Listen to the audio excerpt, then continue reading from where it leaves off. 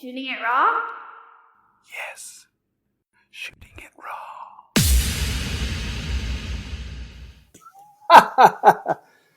Well, the first thing that occurs to me when you say that, it's I always took pictures. I have many, many years of slides in my storage, and but I think my response to that more is because when I think of photography, it's I'm thinking, well, do I take pictures? And it's actually I'm more sure I've taken pictures, but they're more like vacation pictures, and people and places and things like that, but not without any real thought of that being, an art form for me. But where it shifted is when I started using pictures for education, and I became very aware of the power of photos, and that so that's been a very paramount. It's been very paramount in my life and experience for close to 30 years, where it's finding pictures that I can show kids, that talks to them about the impact we have on the beaches and ocean, and showing them that whether I'm showing them the happy animals or showing animals tangled in the trash or the beaches and storm drains. And so my performance, in a sense, is with pictures, with slides. And over the years, finding different ones and shifting them and being aware of, which ones worked. And so that's very much connected to the way that I communicate is pictures. Okay, well, Michael Klubock, thank you so much for joining me. We'll talk about how we came to meet, where you are right now. So I'm in an office in Hong Kong, and you are in? I am in an office in my home in Los Angeles. Very nice. And we met because our mutual sort of acquaintance, friend, connection, Doug Woodring, who was on the podcast, put together this important event or recording.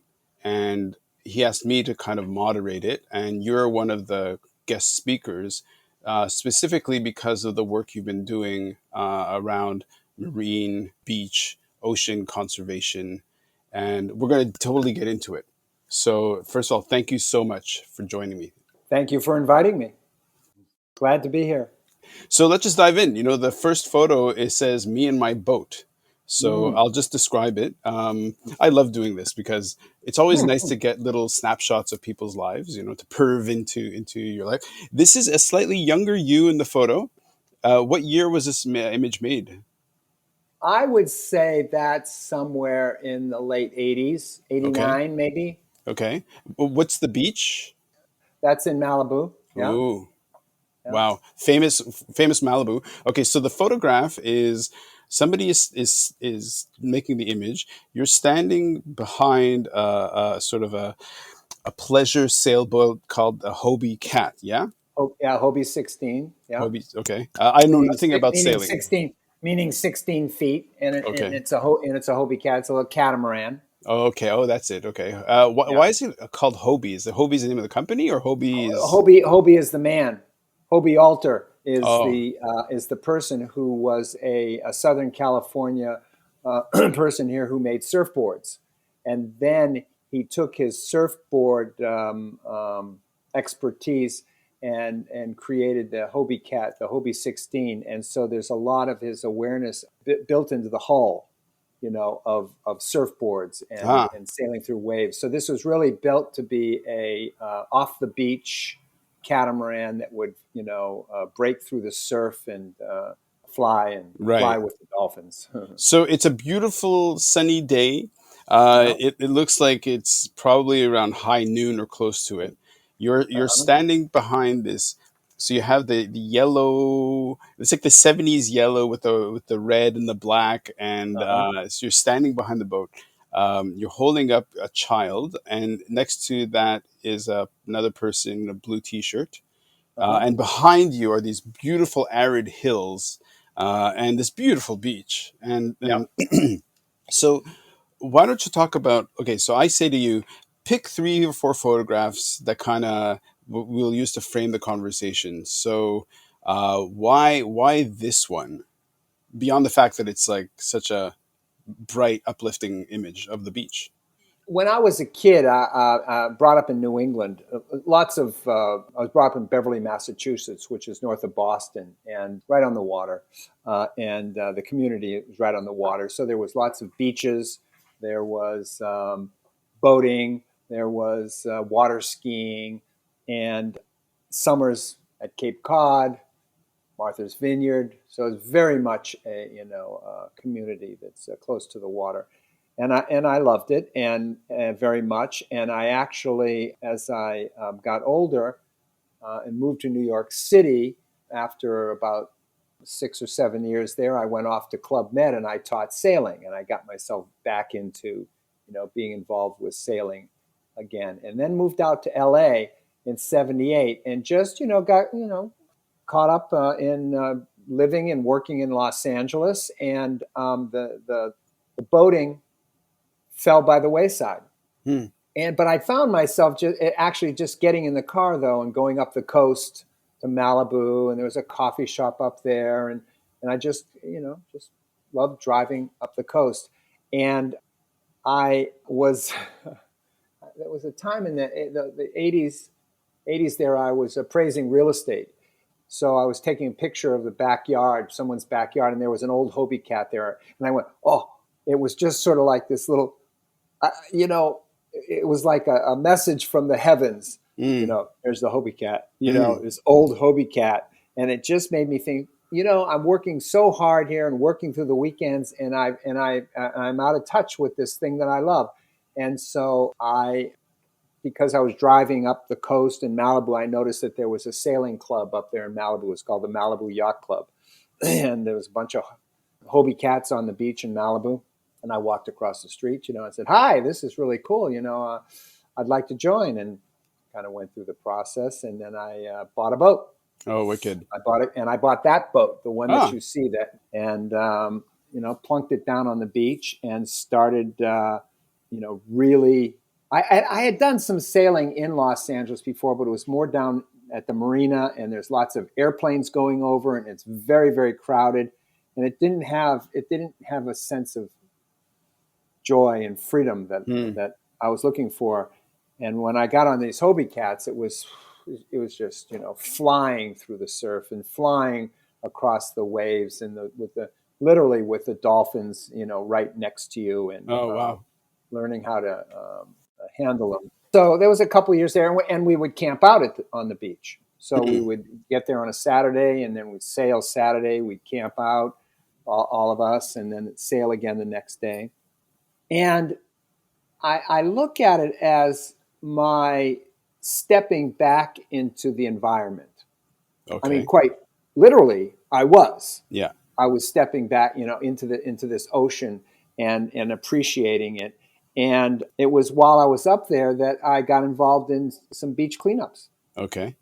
And so the boat. So when I give you the boat, it's a symbol of my love of the sailing, Hmm. and feeling pretty good about the skills that are necessary to handle one of these high performance boats. Hmm.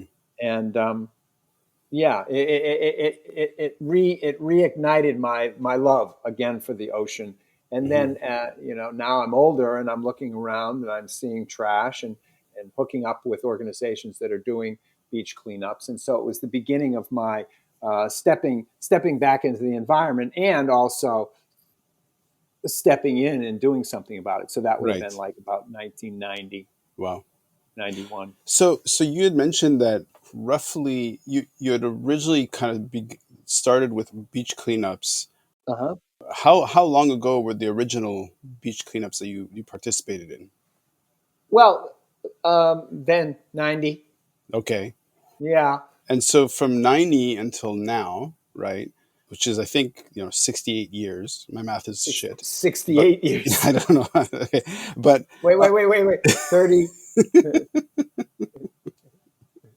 let's not get lost in the details. 31, Okay, 31, 31. 31, 31. No. Yeah. So I would imagine that there are more people, there's more garbage, there's more plastic, there's more whatever. But being in California, it's a pretty ideal place compared to other places in the world. So, but in terms of what you've seen, in terms of the impact on the beaches, how have beach cleanups changed?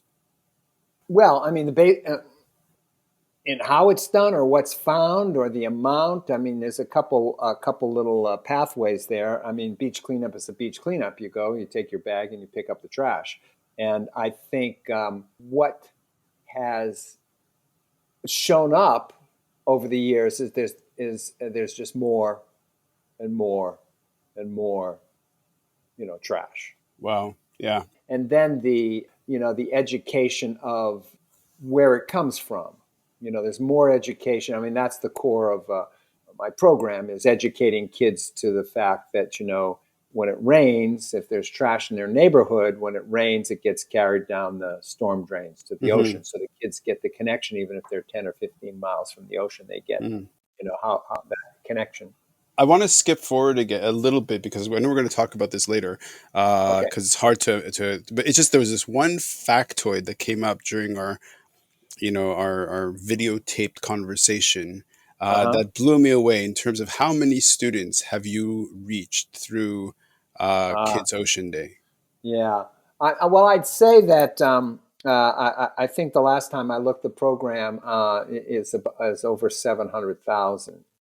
And That's just nuts. I would say, well, now that you're asking me this, wait a minute, because What? Yeah, when you I, said that, when that came up, that's just it says a lot about what you're like. It says a lot yeah, about what the event is like, yeah, and it says a lot about maybe for what kids or adults are willing to receive, because for those numbers to happen, right, it's a two-way street. Like, right, people need to be interested, and so right, 700,000 kids, right, says something immense about. Yeah, but right. go ahead, you were going to say Well, something. when I total here in my database since I've been doing this, I see uh, almost 2,000 schools we've Wow. gone to.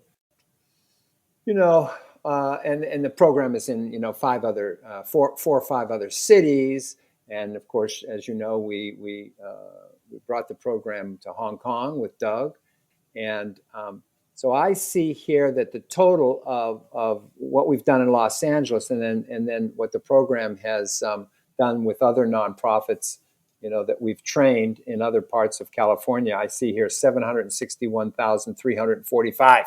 Wow. And Wow. then actually that had made it to the beach was so that's all the kids that have heard our presentation, Mm, and then 166,000 have actually made it to the beach. wow.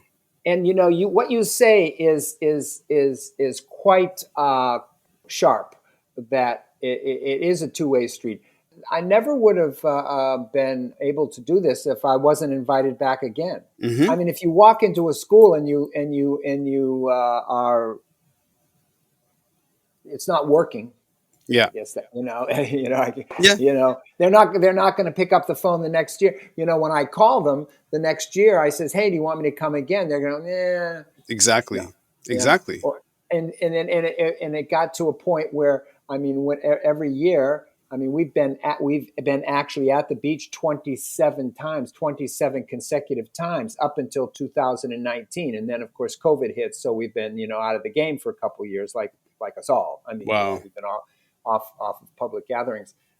But my outreach, I sent an email to the schools that have participated, or I make a phone call. And so I call the principal and I goes, "Hi, Michael Klubock here." "Oh, hi, how are you?" I goes, "So are we going to play again? Are we Yeah. going to do it again?" Yeah. "Yeah." And then, there's no formal agreement and Sure. written in paper. You're talking to a person who I came to the school last year and I did a great presentation. They were happy with it. The kids learned. The teachers were turned on to it. It was good material. I give them a free bus. And so Hmm. I basically, I would go, hi, Michael here. So are you coming to the beach? That's You're going amazing. to do it again? And they go, yeah. But it's exactly. But you see, here's the thing. It's kind of like what emerges. So for example, you know how I ended up being connected with you guys was through shark rescue, and my sort of theory was I'm going to start this, and if nobody cares and nobody responds, and that's the feedback that I'm getting from the outside world, that well, you know, maybe this isn't the right time, or maybe it's not even the right, maybe it's not a good cause, right? Right. But when people, you know, I go out with a message, and then when people come back with such a strong response, that tells me, oh, wait a second, I have to keep doing this. So similarly for you, that the momentum has maintained. California is part of the mythology of California is very much the connection to the water. So one thing I have to ask about, going back to the photograph, because it begs to be asked. So in the photograph, it pretty much there's you, a girl, and another person standing there, leaning on the boat, and sitting before you. This question begs to be asked: is a very bright red bucket. Do you remember what's in that bucket? Uh, where's the bucket? It's actually on the canvas of the boat of the Hobie Cat. Maybe you're using it to clean the boat because it looks spotless. I don't know. It's just my curiosity, really. It's just like, oh, what's inside the red bucket? Does it look like it's tied to the boat? I can't really tell. Maybe, yeah. Well, I can't. That's an unfair question. Yeah, it could have been just something that was on the boat because we were cleaning.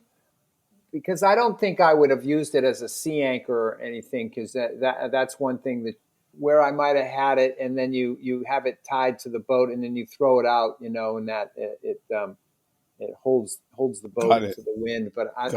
I don't think I don't think I had that. Okay. Well, let me just talk about the photograph again. So some more. So the sky is like totally blue, no Right, clouds.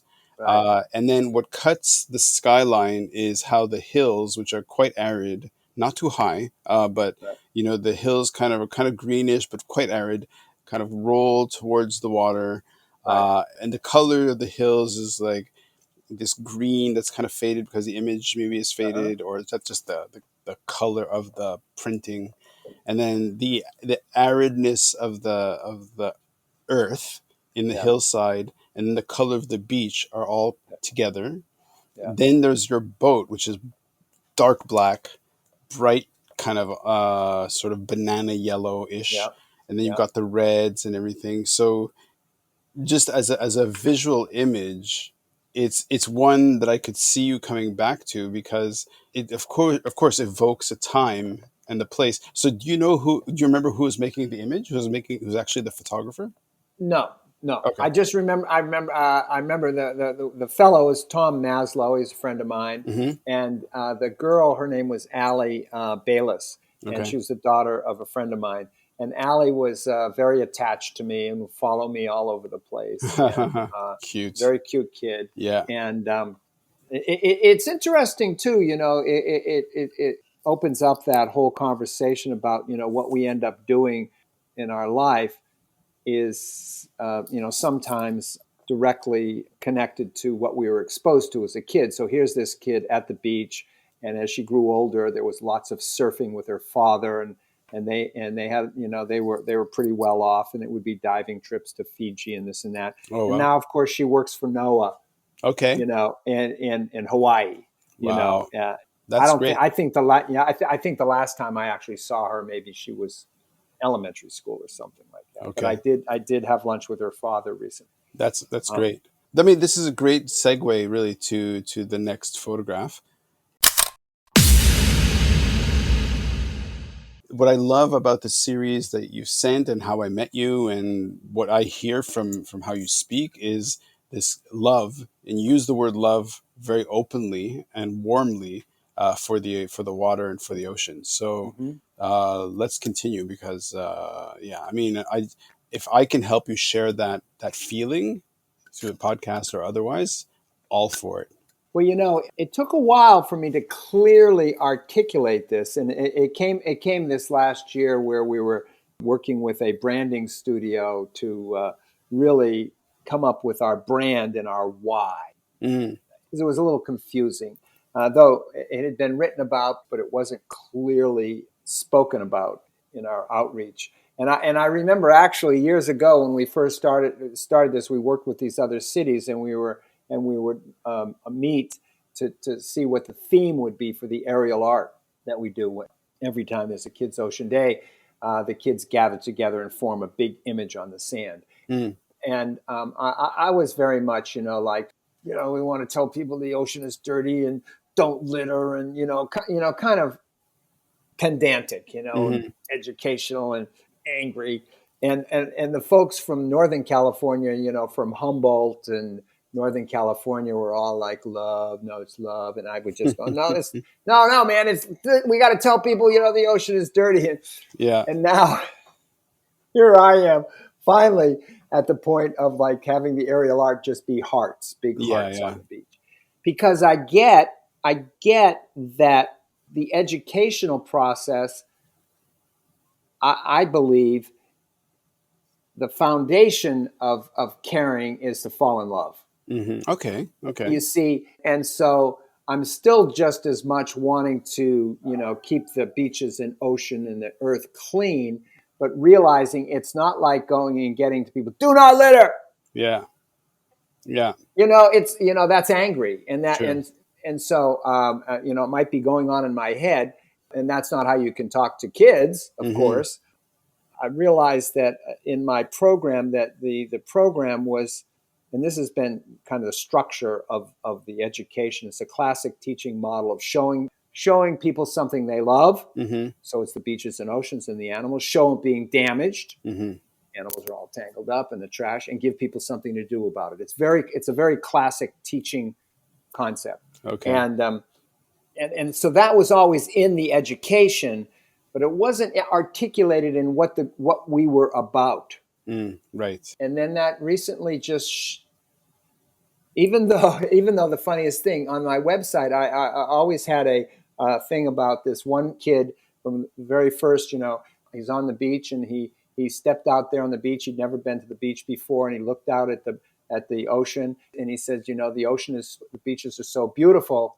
I think I can save the earth. So we always had that on the website, but it wasn't clearly articulated as Mm, that's what we were all about right. totally, until we got to some very talented branding folks who put us through the ringer to kind of get that out of our heads, so Right. that we clearly understand that what we're about is empowering kids to save the earth by Right. connecting them to the beaches and ocean, and believe that first moment, that first wow moment of discovery, when they step off the bus and they've never been to the beach before, and they go, wow, Yeah, yeah. this is so fantastic.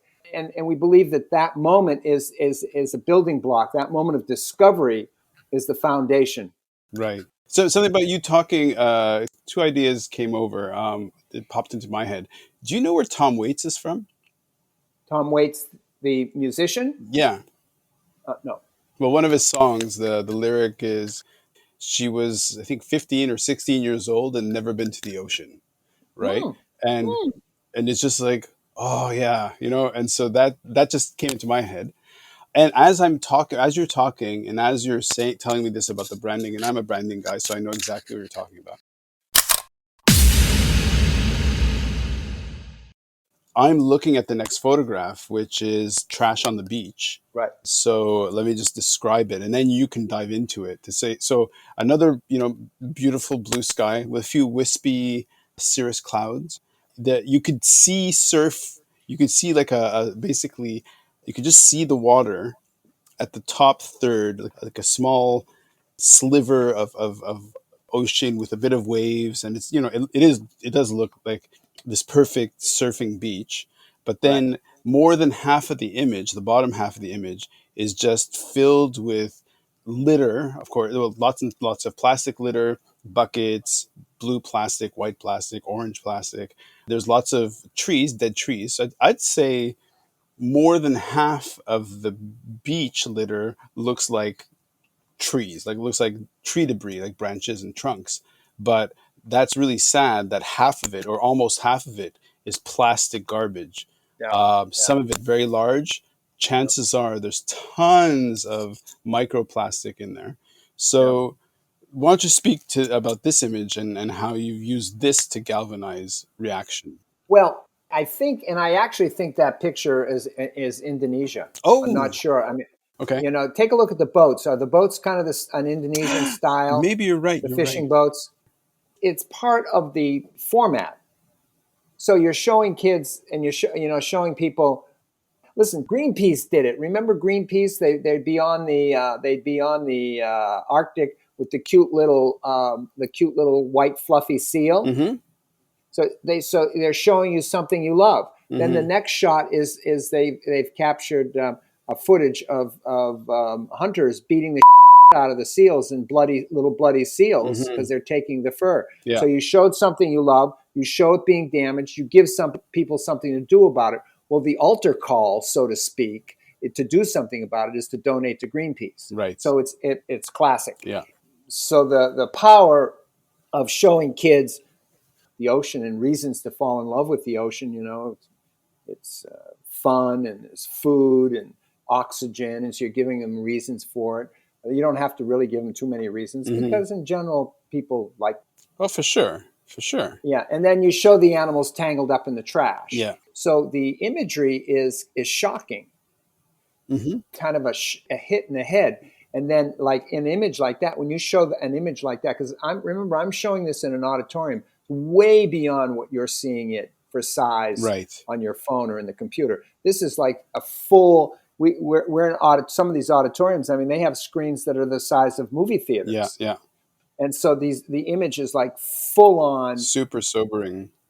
Yeah, and so you're showing something they love. Oh, you show them the animals. That the animals are nice. The beach is nice. It's all clean. And then you show, and this is what we're doing. Yeah. And then I get into this is how it happens. You make by making that storm drain connection. Mm. Trash washes down to the beach. You give them something to do about it. It originally started with just you, but it grew into more of an organizational thing. So what's the name? What's the website? Talk about the organizational side of it.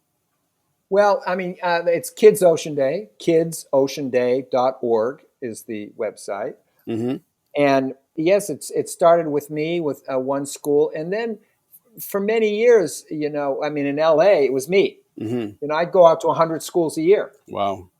And since then there's been another person who's been with the organization for about 8 years, Karen, and she goes out and does assemblies too. So both of us are going out together. The expansion came, the California Coastal Commission funds the program. Wow. And they wanted to see it expanded into other cities.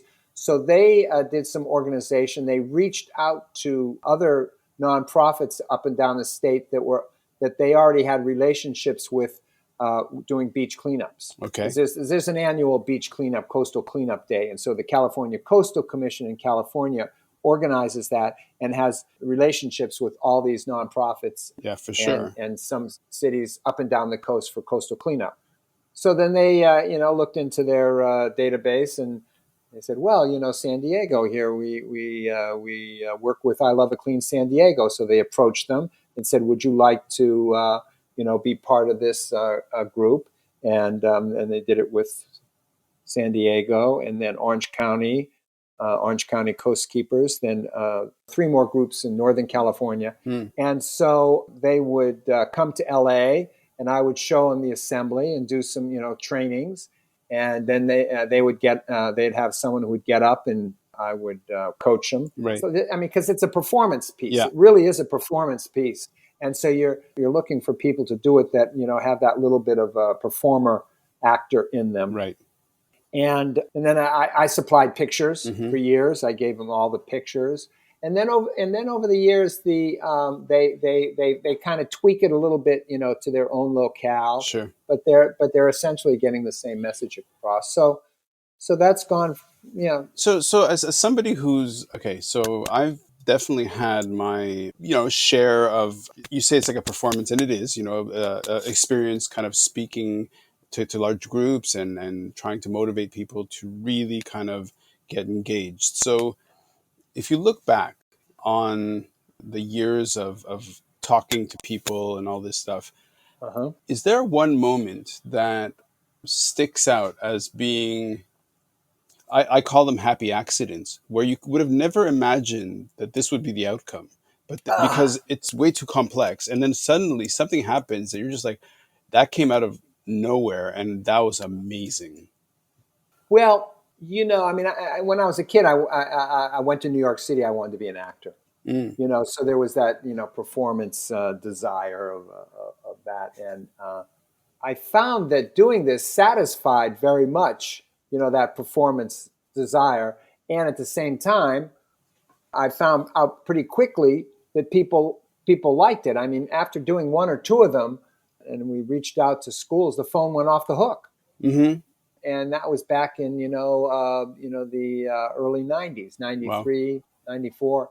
Was there a time when, from the kids' side, that would be like pretty satisfying? But was there a moment where something came up where you're just like, that was really unexpected, and what a delight! How amazing is that? I think I mean, because when I first started this, I thought that there was a lot more organization of beach cleanups in place, and I would just go to the schools and do this show and just push the schools to the beach cleanups. And I Hmm. hadn't even thought of like my doing an event. I was I Right. was I was more of like like the had my little stage and microphone, and I was happy. But then it became clear that wasn't like that, and so I organized a beach cleanup in LA, and it was so people were the teachers were like, yeah, yeah, yeah, yeah, And the first year there was like 3,000 kids, and Wow.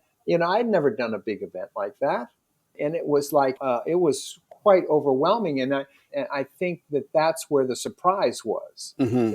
is how much that I found this place where I didn't have to relate to anybody else. There was no permission. Hmm. There was no like that. It was like I have these direct relationships with these teachers in schools, and they like this. Hmm. And oh well, we'll do it again. Wow. And matter of fact, that the first year there was so many, nothing went wrong, nobody got hurt, but I could see that it was a little it was a little wild, and A new and it frontier. conf- yeah, and but the teachers who went that first time, they went, no, it's fine. I think that they had their class, their Hmm. little bunch of chickadees, they're 30 kids, and so they were okay. So they weren't. It didn't make any difference if everything was crazy around them, and there was like 3,000 kids on the beach because. Wow. Wow. And then I worked with John, who you haven't met, John, but he organized them to do some letters on the sand Wow. and corralled them around. And the matter of fact, that when I looked at it, and I like production. I'm becoming a neat guy, and I like it organized. And so I saw this, and so the next year I said I got to do a little bit more planning, and I cut it way down to like 800 kids. I said, Hmm. I've really got to see how this works because I love how you say, I cut it way down to 800. I mean, whoa, man, that makes my head swim. That's amazing. you know, and I give Doug a hard time. And one thing too, that when I look at who I am in the world, my coping mechanism for chaos is to be neat. Hmm.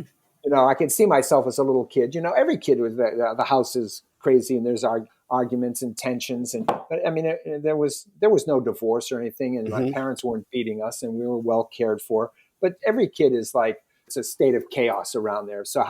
how do you manage that? And I think that my way was to be neat, Wow. and so here I am, 30 years later, telling kids to be neat, do That's really not funny. litter. That's You funny. know, it's like That's funny. yeah, yeah. Our coping mechanisms really do guide us. Yeah, for sure. And so I kind of give Doug a hard time when we first did the Kids Ocean Day in Hong Kong, and I think there were 800 kids, right? Hmm. And I kind of given him a hard time. I goes, yeah, come on, Doug, you got to come to the LA with the big boys here. Cause we had some years where I think we brushed up against 6,000. I don't know Wow. quite exactly whether because I count the kids, I count the volunteers, I count the Sure. teachers, and it could have been 5,800, and so I'll call it 6,000. Which is And just like 6,000 humans yeah, together. yeah, yeah, Wow. yeah, That's yeah. nuts. Well, I mean, listen, go Go ahead. ahead. Actually, what? No, I think it's a great segue for the next photo. Is that the one where I'm in the middle there with my teach hat on and surrounded Yep. by the kids? Yeah, Hmm. I'm in heaven.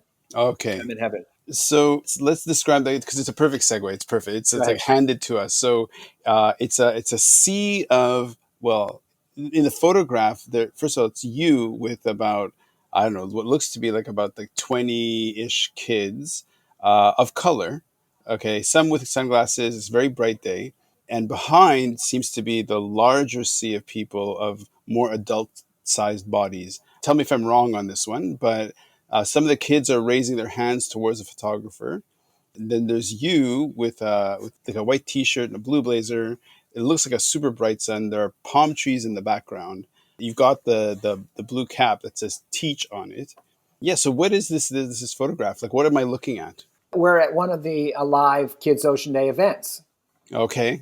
That's annual. That because all year we've done the presentations at the school, and then we have our one day where we've invited the thousands of kids down to the beach.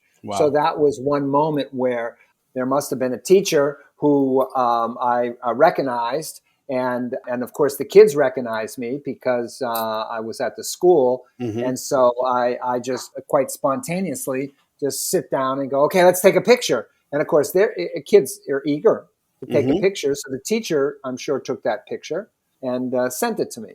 Wow. And I've used it in I used it in my TEDx talk too, of like, there I am in the middle of it, as happy as can Mm-hmm. be. It's astounding at how full the crowd. Now, this crowd is purely for the marine cleanup, or is this just a beach day? No, no, anybody that you see at the beach when I'm around is all from the program because Oh we man, do it in May and the beaches and we do it during the week. And so the beach is virtually empty. it's insanity. The amount of Yeah. people is just it's incredible. Did I send you one? I know you didn't use it for this talk, but did I send you one with the helicopter? I don't know. I can check later. So in the scheme of things, in terms of the history, Yeah. is this a more recent photograph, like say closer, say in the past 5 years, or is this one of the older photographs? The style says it's much more recent. Yeah. Anything within the last, 10 years is recent. Right. I mean, because I've had that teach hat, for a while. I had Mm, a bunch of them printed up. it's great. Okay, so then in your presentation, you transition to what people can do. What's the next? What can you do about it? What's the Right. next step? So, what are the different activities that you talk about? Well, when I'm talking to the kids too, and also just to back up, when you see those kids there, those kids, a good 15% or so have never been to the beach before. That's insane. And so that's another OMG moment for adults when Yeah, when you're talking to them about what we're doing, and we say we're actually bringing kids who've never been to the beach before. And there's concerns in the environmental world.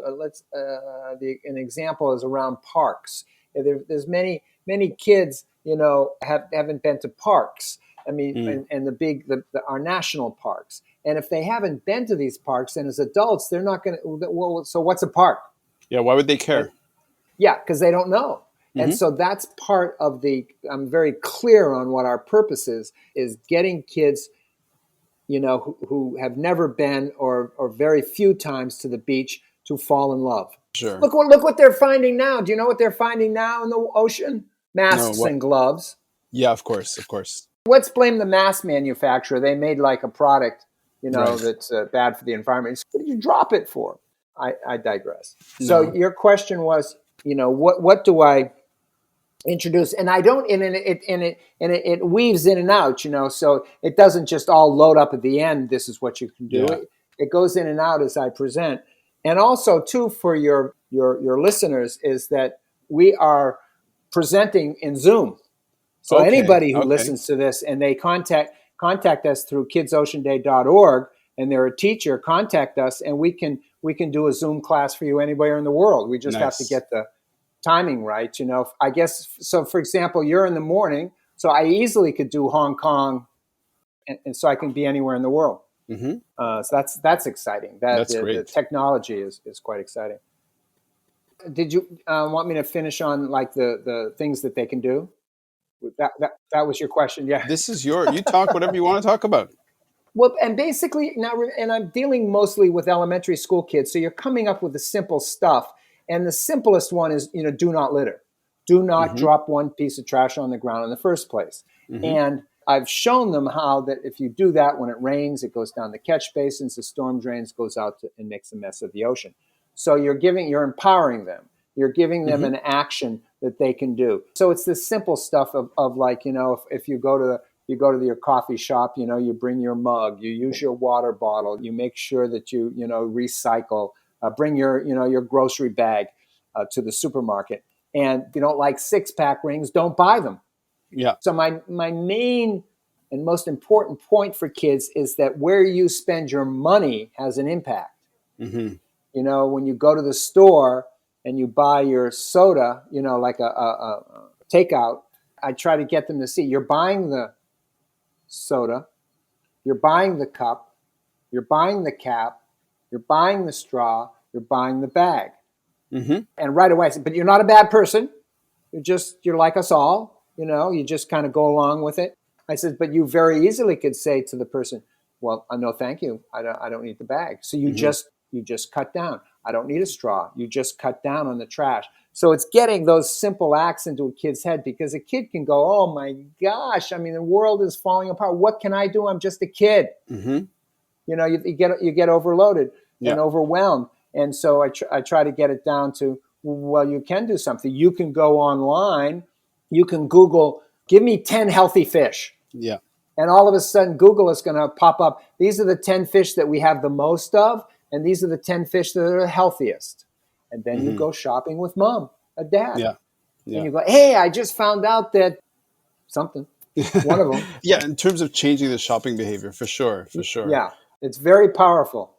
I love the fact that I'm getting different people on the podcast, and everybody's a little, everybody's kind of has their energy and their direction. And so do you think, like, what in your upbringing put the seeds, or put the foundation to move to environmental action growing up in Boston? Like, or is it somebody in your family? Like, why is there this value inside you to sort of say, okay, you know what, I'm going to dedicate years, decades.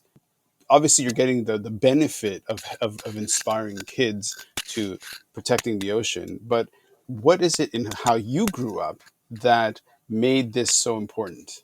Well, yeah, and that's the key. That's the key of what I'm trying to give back to kids who've never been to the beach, is this joy of the beach. Mm. So it came to me because, and I think it might have been my mother more, but not that my father wasn't. I mean, there was always days at the beach. We'd Hmm. all get into the car and off to the beach, and there's beautiful beaches up there on the north shore of Boston, Gloucester and Rockport and Marblehead and Beverly, and every once in a while there'd be someone who had a boat, and then there was a cousin who had a camp, and we went up to the lake and did water skiing.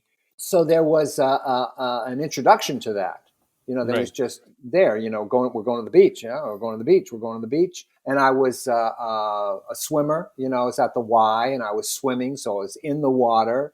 Hmm. And I don't know why I say my mother more. Maybe I just remember having some times where we actually walked together on the beach, and I Hmm. enjoyed her company.